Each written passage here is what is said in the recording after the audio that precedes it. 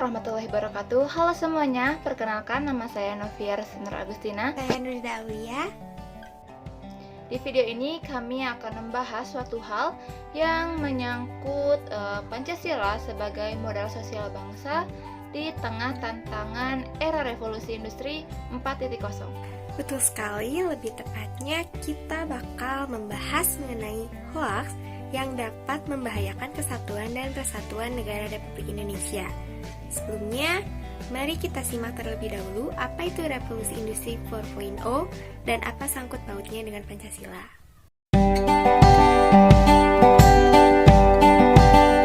Menurut Kanselir Jerman Angela Merkel pada tahun 2014 mengatakan bahwa revolusi industri 4.0 adalah transformasi komprehensif dari keseluruhan aspek produksi di industri melalui penggabungan teknologi digital dan internet dengan industri konvensional. Dengan demikian, pada era revolusi industri 4.0, hampir semua manusia berkomunikasi dan melakukan kegiatan sehari-hari menggunakan teknologi.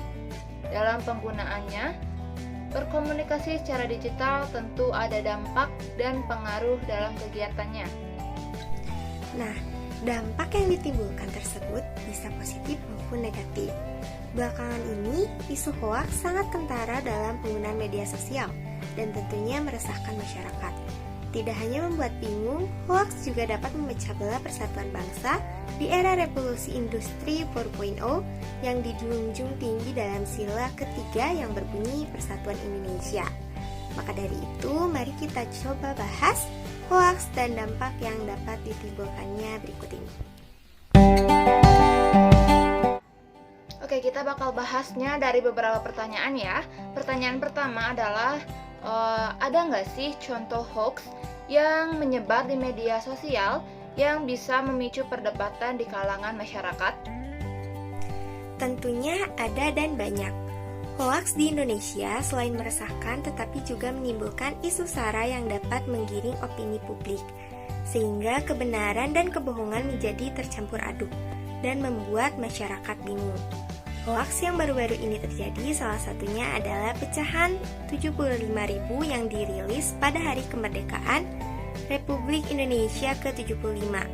Menurut beberapa sumber di internet, uang pecahan 75.000 tersebut hanya dapat digunakan sebagai souvenir dan tidak bisa digunakan sebagai alat pembayaran yang sah, tetapi hal tersebut dibantah oleh Gubernur Bank Indonesia, Peri Warjio, yang menyatakan bahwa uang pecahan 75.000 tersebut resmi dikeluarkan sebagai alat pembayaran yang sah.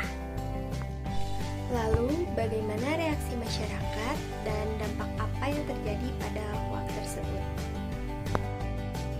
Pada awal kemunculan hoax tersebut, banyak sekali masyarakat yang mempercayainya dan menjadi trending topik di berbagai platform media sosial. Akan tetapi, ketika kebenaran atas hoax tadi terungkap, reaksi masyarakat menjadi cenderung acuh tak acuh, bahkan tak banyak masyarakat yang tahu akan klarifikasi yang dikeluarkan oleh Gubernur Bank Indonesia. Banyak sekali alasan atas reaksi dari masyarakat, seperti ketidakpercayaan terhadap pemerintah, merasa kebingungan menentukan mana yang hoax dan yang bukan, dan alasan yang lain sebagainya. Tetapi dampak yang terjadi setelah klarifikasi dikeluarkan, tentunya perdebatan di kalangan masyarakat diperparah dengan cyberbullying. Perdebatan seperti apa yang terjadi dan mengapa sampai terjadi cyberbullying? Dan apakah hal tersebut mengancam keutuhan dan persatuan bangsa Indonesia? Dan bagaimana mengatasi hal tersebut? Perdebatan di mana saling mempertahankan kepercayaannya terhadap informasi tersebut, entah itu hoax atau bukan, dan terkadang jika melihat seseorang mengklarifikasi atau memberikan berita yang terpercaya, beberapa orang malah menyebarkan berita yang tidak mendasar. Mereka saling mempertahankan opininya, mau itu benar ataupun salah, tanpa didasari oleh fakta yang sebenar-benarnya.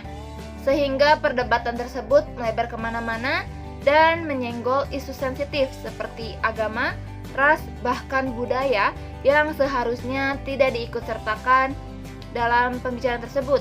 Dikarenakan membahas hal yang sensitif, terjadinya cyberbullying, di mana satu sama lain mengajak untuk saling menjelek-jelekan, menghina, dan menghujat. Tentunya hal ini dapat merusak rasa persatuan dan kesatuan. Dikarenakan ketersinggungan dan permusuhan tersebut, tidak mungkin disintegrasi pun bisa saja terjadi.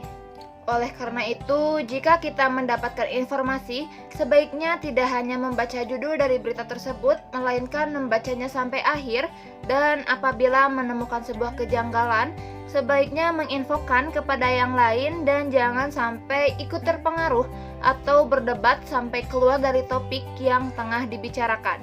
Betul sekali, hoaks memang dapat memicu perdebatan dan cyberbullying. Setelah mendengarkan paparan yang telah disampaikan, kita harus pandai-pandai memilah informasi dan bijak dalam menggunakan sosial media, terutama di era revolusi industri 4.0. Jangan sampai ketika kita membunuh seseorang, dan jangan sampai informasi yang kita sampaikan adalah hoaks yang dapat memecah belah persatuan Indonesia. Baik, terima kasih atas perhatiannya. Semoga dengan video ini ada hal baik yang dapat diambil. Mohon maaf apabila terdapat kesalahan kata. Semoga kita semua selalu diberikan kesehatan oleh Tuhan Yang Maha Esa. Saya Nurida Aulia dan saya Novia Restu Nur Agustina pamit undur diri. Terima kasih dan sampai jumpa lagi.